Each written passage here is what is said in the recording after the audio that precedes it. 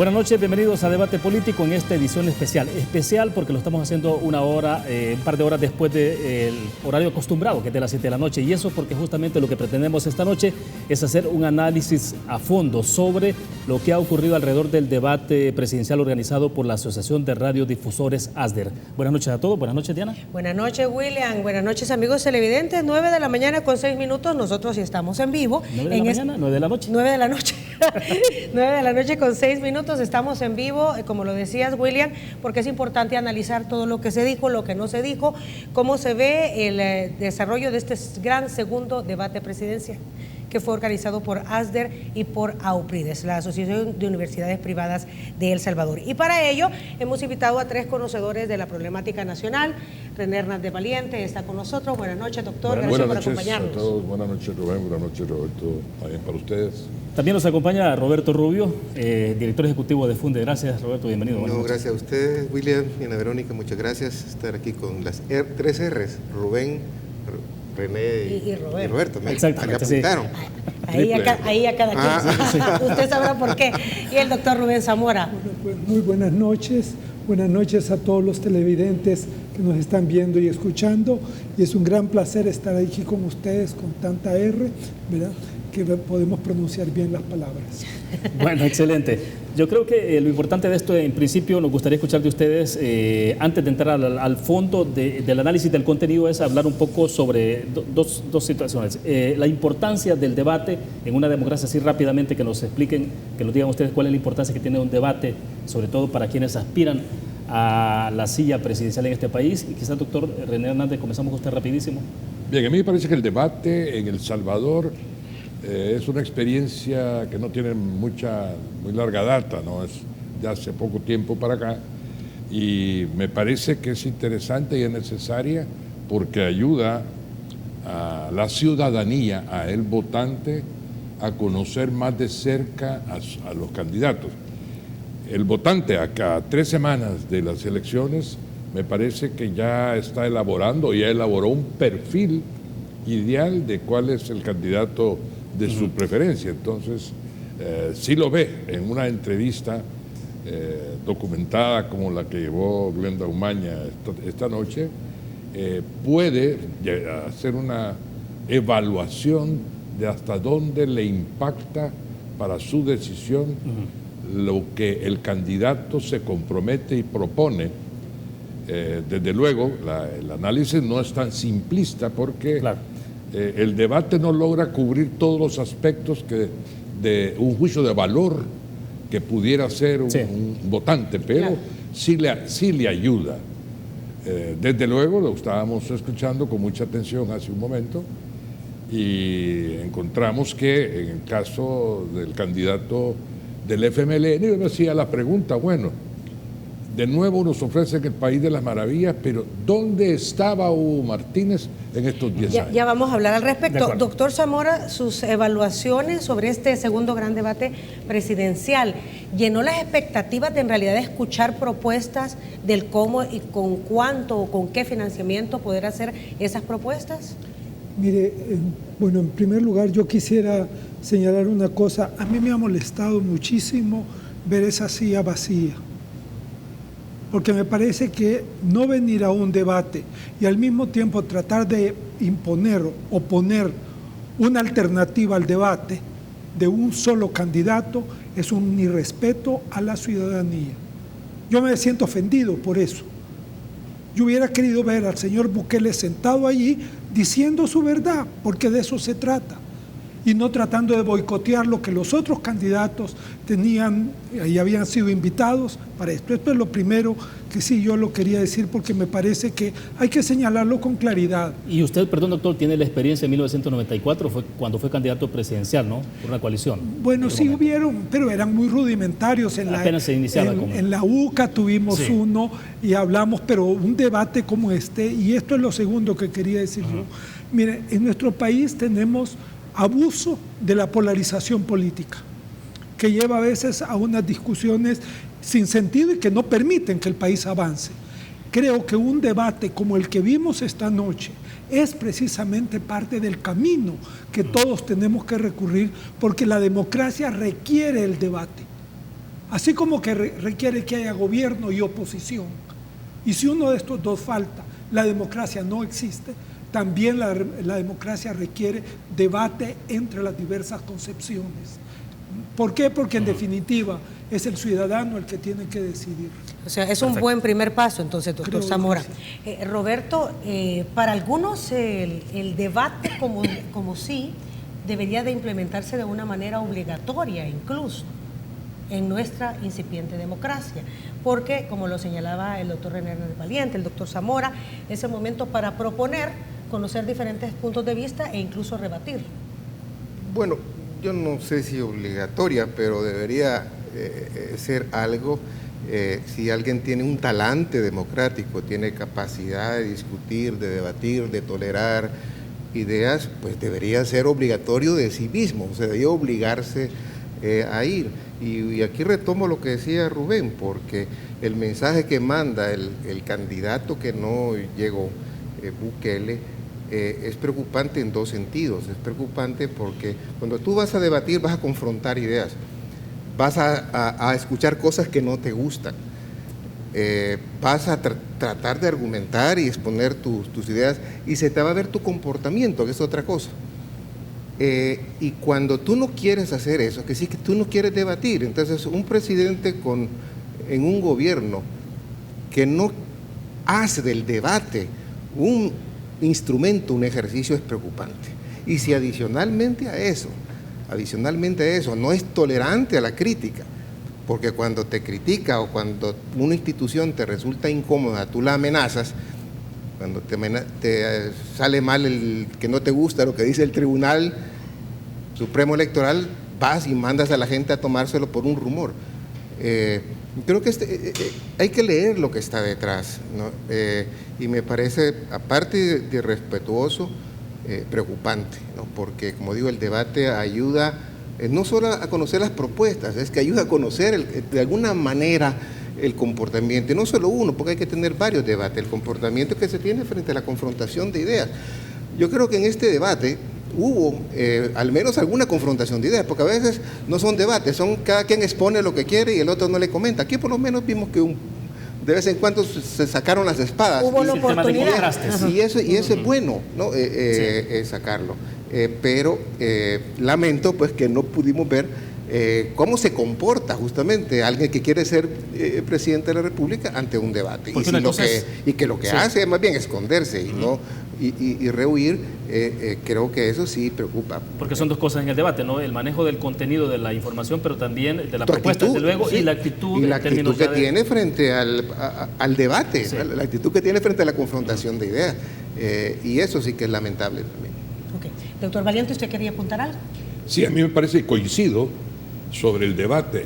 Me parece que debe formar parte de nuestra cultura cívica. Para mí el debate es una consulta ciudadana, porque se plantean ideas confrontadas, como dice Roberto esta noche, ¿no? Que sí hubo un poco de ideas encontradas. Entonces, si estas ideas encontradas se le plantean al ciudadano, tiene oportunidad de emitir, lo que repito, ese juicio de valor para poder decidir su propio voto. Tomar una decisión informada. O formal. Bueno, tenemos que hacer nuestra primera pausa comercial, William, y al regresar, pues analizamos cada uno de los temas que precisamente se expusieron en este segundo debate presidencial. Regresamos.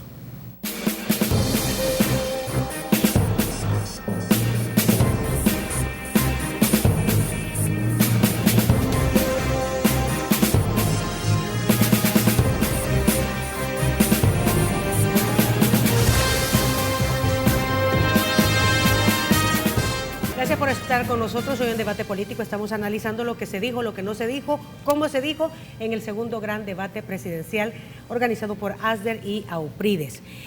Temas específicos lo vamos a dividir entre bloques, William. Vamos a comenzar hablando sobre seguridad y combate a la corrupción. Luego en el siguiente bloque hacemos análisis de crecimiento económico y generación de empleo. Y por último, los temas sociales. Sí, yo creo que es importante. Bueno, comenzamos, doctor Zamora, si nos explica usted un poco, porque uno se pregunta en el tema de seguridad pública. Quedó claro un poco de este tema de cómo se recuperan los territorios, cómo se vincula, por ejemplo, le pregunto, el tema de empleo con como oferta, digamos, para esas comunidades que tanto lo necesitan también y donde no solo se habla de llevarle la salud y la educación, sino que también es cómo generar empleo para esas comunidades? Mire, William, yo no soy candidato, le puedo dar mis opiniones, pero allí no las escuché, honestamente le digo. Pero sí, mire, es importante en este punto. Los tres exactamente dieron el mismo enfoque del problema. O sea, los tres pilares fundamentales. Hay que prevenir, hay que rescatar y hay también que entrarle con represión a este problema. Pero a partir de allí muy poco escuchamos de cómo se hace eso.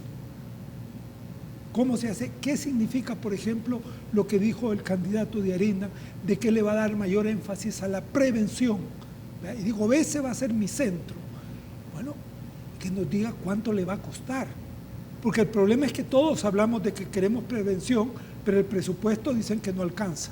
Ya ese es el tipo de problemas que no solo en este, yo lo sentí en otros también. Pues Hugo dice, vamos a distribuir, dice, en todo el territorio nacional para que haya presencia.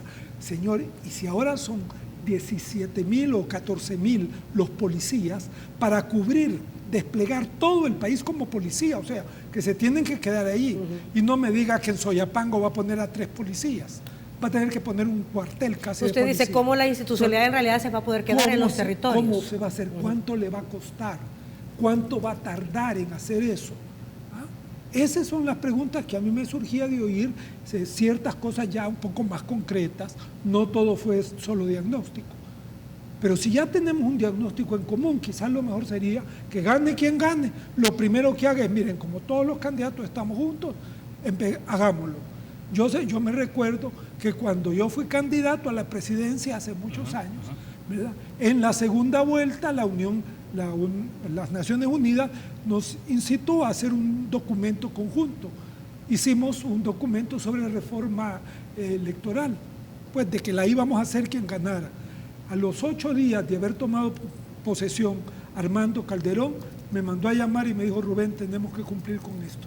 Quiero que tú seas parte de ese grupo, porque esa fue una de las reformas que se lograron. Hoy ojalá que puedan hacer esto respecto a la parte pero que comprometan a los partidos políticos, porque eso significa que se compromete la Asamblea, ¿ya? Y el Poder Judicial hay que ver cómo hacemos para que también se comprometa. ¿Existen nuevas ofertas o es más de lo mismo o es una continuación del Plan El Salvador Seguro, las propuestas para combatir la inseguridad que dieron ahora los candidatos? Roberto, comencemos con usted.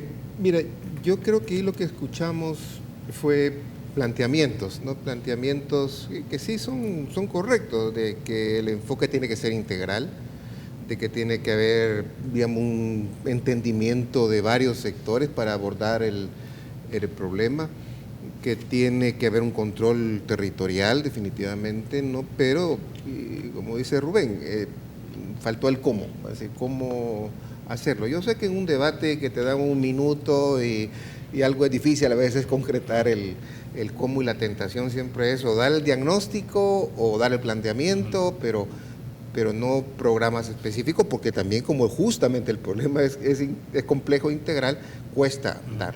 Entonces sí hubo mucha ausencia del cómo o algo que fuera original, por decir que no hayamos escuchado.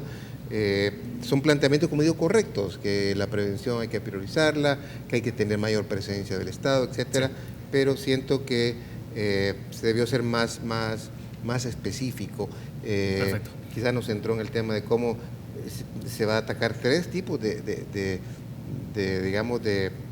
inseguridad, como es la pandilla, el crimen en general, el narcotráfico, que son 3 cosas un poco distintas, mezcladas, como que no hubo un sujeto al cual atender. Sí, ¿no? de acuerdo. Doctor Hernández Valente. Yo aquí voy a ser un poquito escéptico porque no me gustó lo que oí y menos me gustó lo que no oí. El problema de la violencia y del crimen y el delito en El Salvador es de muy larga data. Es imposible borrar el delito en ninguna parte del mundo. Se pueden reducir los índices y para ello se requiere, en primer lugar, un conocimiento de una realidad delictiva que no le escuché hoy. El tema se llama y se ha llamado de hace muchos años, no muchos, pero algunos años, política criminal. Y no quiere decir que la política sea criminal, pero es la política para atacar el delito. ¿Cómo vencer el delito? Se habla de tres actividades en 3 áreas que tampoco las escuché muy claramente. Prevención, Rubén lo mencionó. La prevención juega un papel sumamente importante en una política pública. ¿Cómo van a hacer la prevención? He escuchado que vamos a llevar deporte, me parece muy bien, que las escuelas tienen que entrar, que las iglesias tienen que entrar, que las comunidades igual, me parece muy bien, porque hay que prevenir el delito desde la temprana edad del salvadoreño. Desde que entra al aula hay que educarlo para que no se desvíe a las figuras delictivas. El castigo, las cárceles y la reinserción o rehabilitación para los adultos y la reeducación para los menores delictivos que ahora han tomado mucho más auge que en el pasado. Todo eso forma parte de una política pública. Muy costosa, claro, pero es más costoso porque las vidas que se pierden por no abordar el problema con la técnica que debería ser desde el sitio de gobierno. Política pública que se llama política criminal en todos esos aspectos. No escuché con claridad nada de eso, tal vez como dice Roberto, falta de tiempo. Brevemente. Pero la intencionalidad es una, y la escuchamos hoy, al menos en 2 de los expositores, escuchamos una intención, pero la realidad se los está comiendo. No tienen que esperar hasta que tomen posesión. Sí. Esto es ya, y se debió haber hecho hace mucho tiempo y no se hizo. Brevemente, doctor, para irnos al cierre del bloque, ¿vio claro lo de la parte de financiamiento de hacer todo esto en tema de seguridad? No escuché cómo lo van a hacer. Es decir, hay impuestos que tienen la dedicatoria de la seguridad pública que han sido desviados para otras cosas. A mí me parece que el esfuerzo, el gobierno, sí quiero decir algo muy importante. El gobierno solo no puede. Necesita apoyo. Y necesita apoyo ciudadano y necesita apoyo internacional. Porque para combatir el delito, sobre todo los delitos de cuello blanco, los sofisticados o los internacionales como el narcotráfico, se requiere la cooperación de los países de avanzada. Ya la tuvimos, de España, de Francia, de los Estados Unidos, por supuesto, de México, de Colombia, pero se necesita una tecnología aplicada a la investigación del delito con la cual no contamos. El país tuvo 10 laboratorios de investigación científica del delito que lo dejaron perder y están ahí con rótulo todavía en el laboratorio que está en la colonia San Francisco, pero no funcionan. Okay. Perfecto. Bueno, gracias. Tenemos que hacer pausa comercial.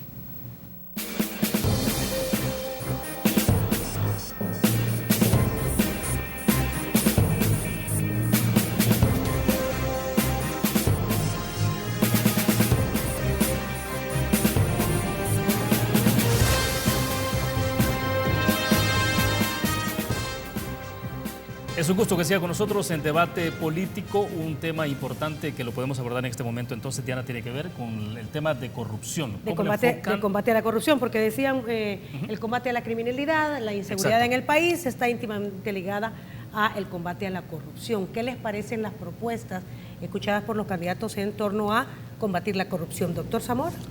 Pues mire, en cuanto a propuestas, pues yo vi que por el lado del Callejas lo que planteaba que todos los días se iba a reunir a las 8 de la mañana con ese cuerpo de gente que va a ver este problema de la corrupción y de los maras, supongo, y todo esto.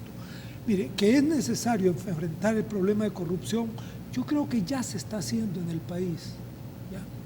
O sea, el hecho de que tengamos 3 expresidentes, los 3, uno se murió acusado de... El otro está ya en la cárcel por 8 años.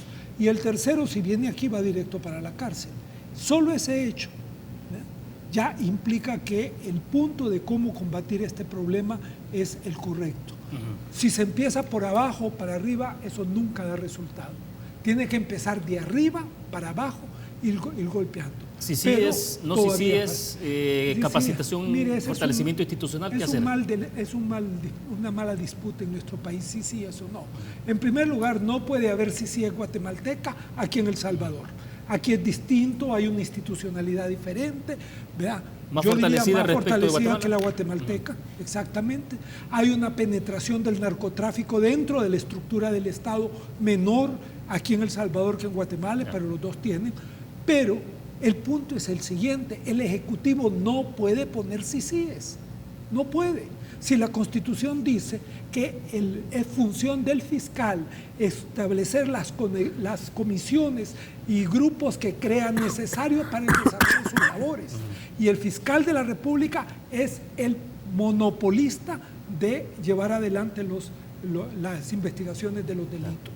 Por lo tanto, aquí o el señor fiscal de la República lo hace, o nadie más lo puede hacer si es que va a haber algún nivel de cooperación externa un poco más complicada que la normal de dar dinero para las cosas. ¿Qué piensan de las propuestas de la Alianza por un Nuevo País y del FMLN? Porque ninguno de los dos estuvieron de acuerdo en el tema de crear otra institución que investigara los actos de corrupción.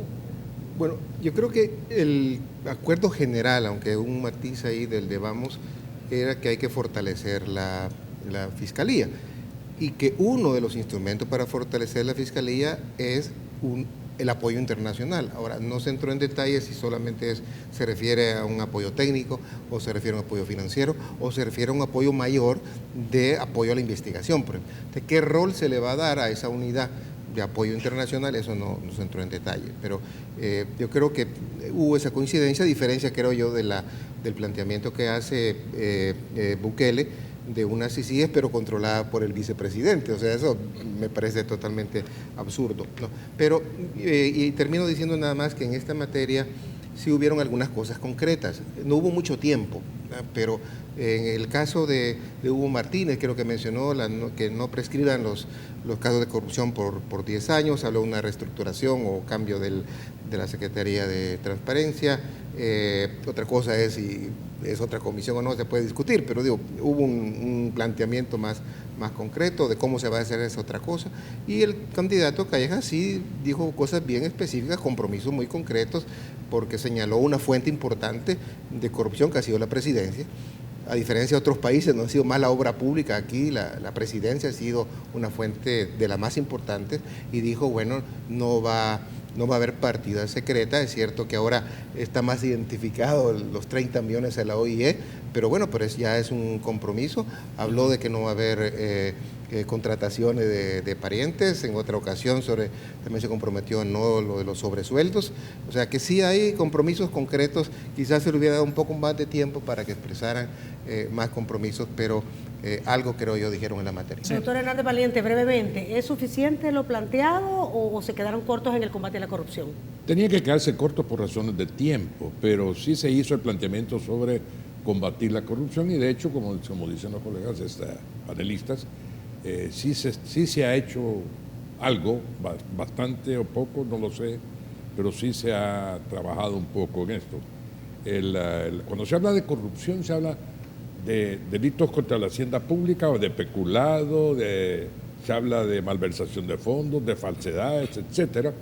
Rubén dice que hay que empezar de arriba. Yo creo que hay que entrarle en cualquier nivel, porque en todos los niveles hay corrupción en todos nuestros países, y no es detectada porque se ve como de bagatela algunos casos, pero son tan importantes porque si el de arriba da el ejemplo, robando o apropiándose de bienes del Estado o mal usándolos, el de abajo sigue la misma corriente. Y le quedó a usted claro, por ejemplo, el candidato Hugo Martínez hablaba del Consejo Nacional de Lucha contra la Corrupción.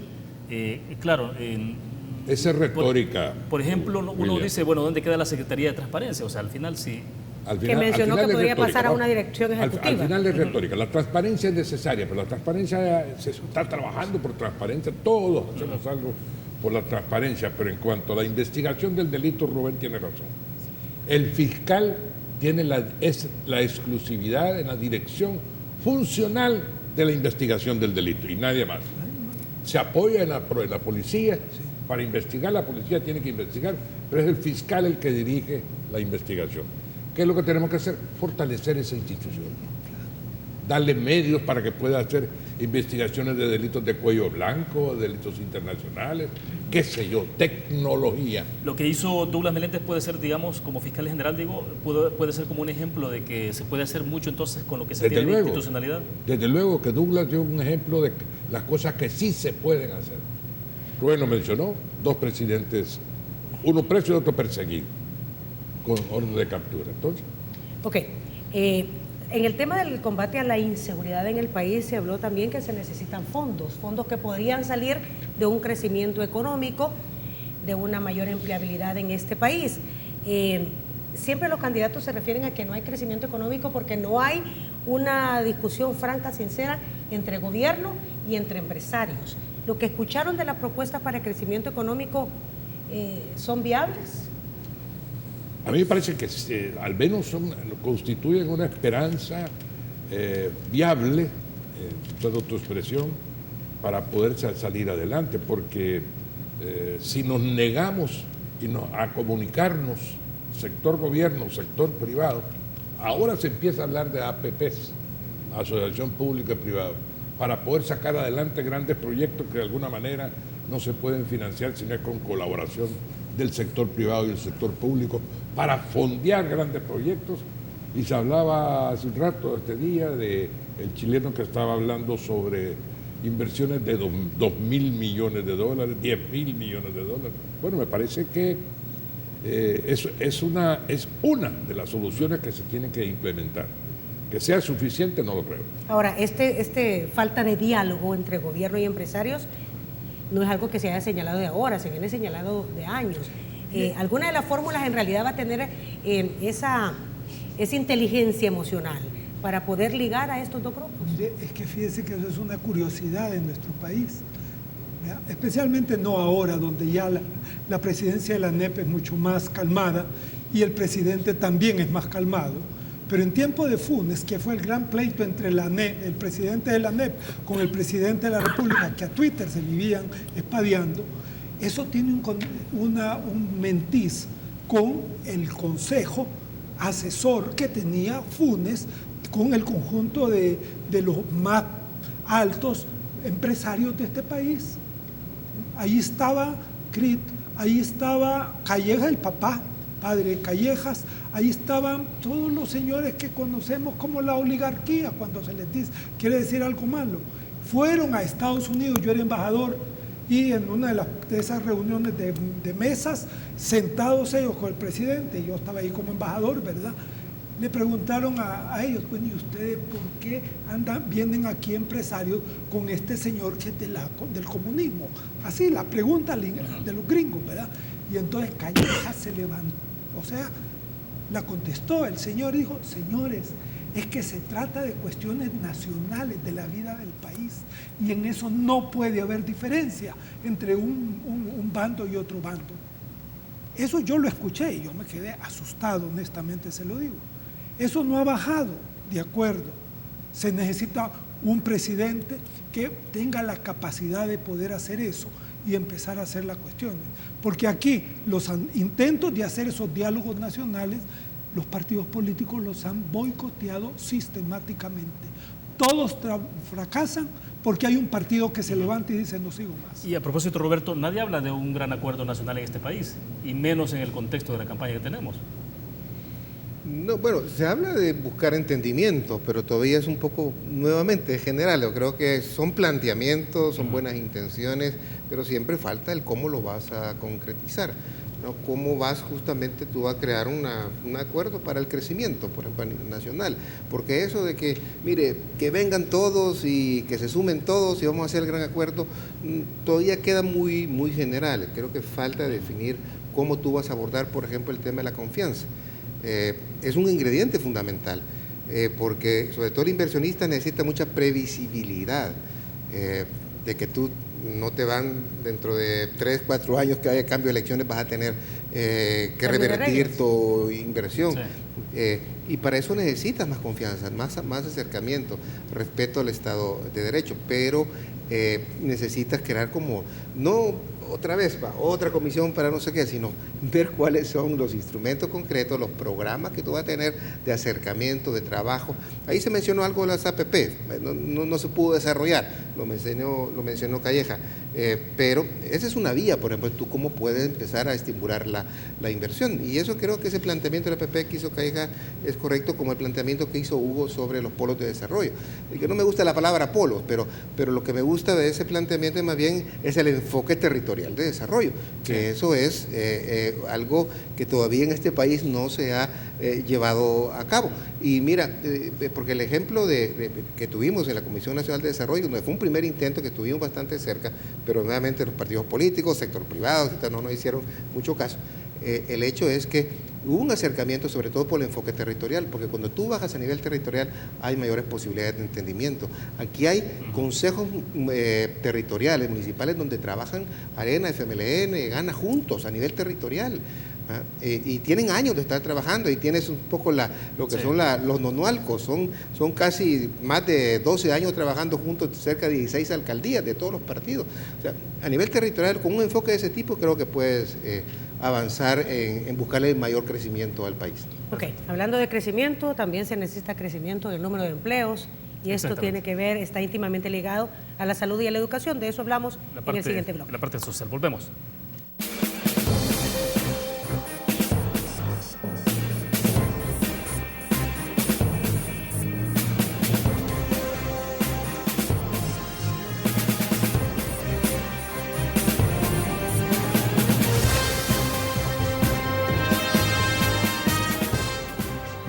Bien, estamos en el último segmento de debate político. Tres temas que están, desde luego, hilvanados o están vinculados. El tema social, decíamos, la parte social económica, y ya lo abordamos el tema de seguridad, pero creo que es importante que nos puedan dar ustedes una perspectiva de todo esto al final, cómo desencadenar, o sea, cómo termina esto, el tema de generación de empleo, el tema de educación, para poder sacar este país adelante. Y desde luego, que ya lo decíamos antes, con el tema del ingreso. Roberto.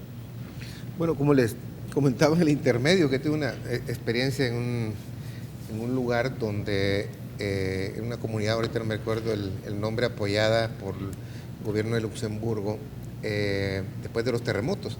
Entonces les crearon mucha infraestructura, les ayudaron mucho, y tenían buenos servicios de salud, tenían escuela, vivienda, sobre todo les habían reconstruido mucha vivienda, pero en los talleres que se hicieron, mucha gente nos decía, mire, pero no tenemos empleo. Claro. Entonces, un buen servicio público tiene que ir a la par también de empleo. Faltó ese eslabón, o el eslabón no iba caminando al mismo ritmo que el tema de infraestructura. Tiene que ir a la par, porque también el tener ingreso propio es fundamental para cubrir ciertas cosas que incluso los servicios sociales públicos no te dan.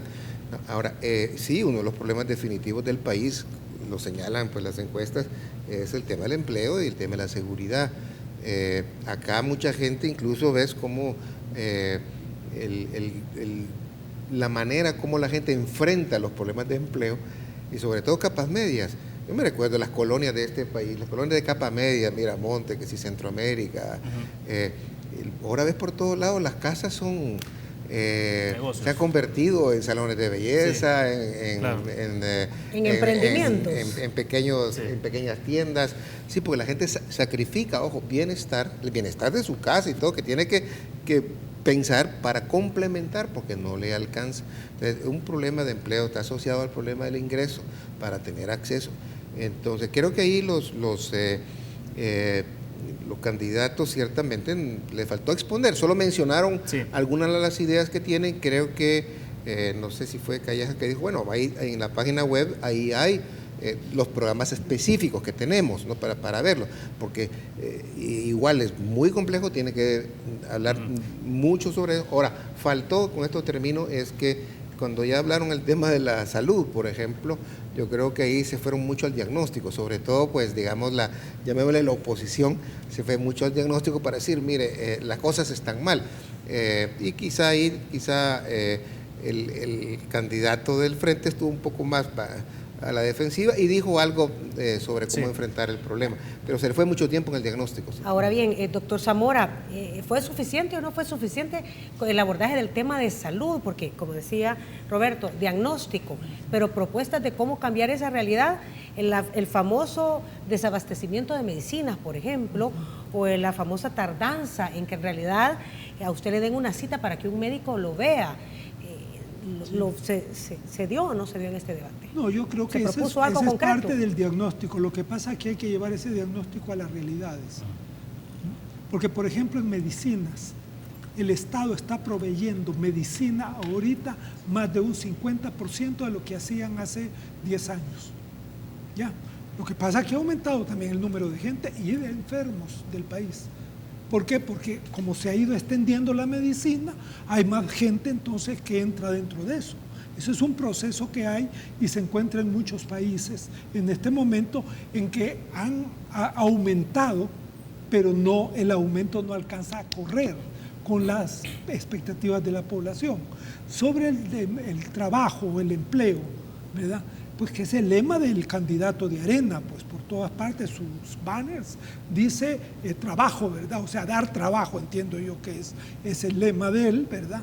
Y creo yo que es un elemento fundamental. No hay que echarle la culpa a los candidatos, porque hablar de eso el empleo está tan vinculado a todos los demás aspectos, desde el clima hasta cuestiones psicológicas, que a veces es muy complejo tratarlo. Y es el resultado. Sin embargo, a mí viéndolo a él, yo me acuerdo que hace unos años el PNUD aquí en El Salvador planteó su informe anual sobre el tema del empleo, con una riqueza de información muy grande y de ejercicios que han ayudado a eso, los famosos pactos de empleo. Cuando se habló entre del la empleo empresa decente, privada y el gobierno. Cuando se habló de empleo decente. Ya ahí se hablaba de concepto, eso sí. y de lo de Zinn y todos estos señores, ¿verdad?, economistas, y allí está en ese libro. Yo creo que la gente que trabaja con Callejas haría bien en revisar porque son de varios años atrás. Okay. Pero es dedicado Perfecto. A ese tema. Sí. Para terminar su apreciación, doctor René Hernández Valiente. Yo pienso que el empleo no se genera automáticamente.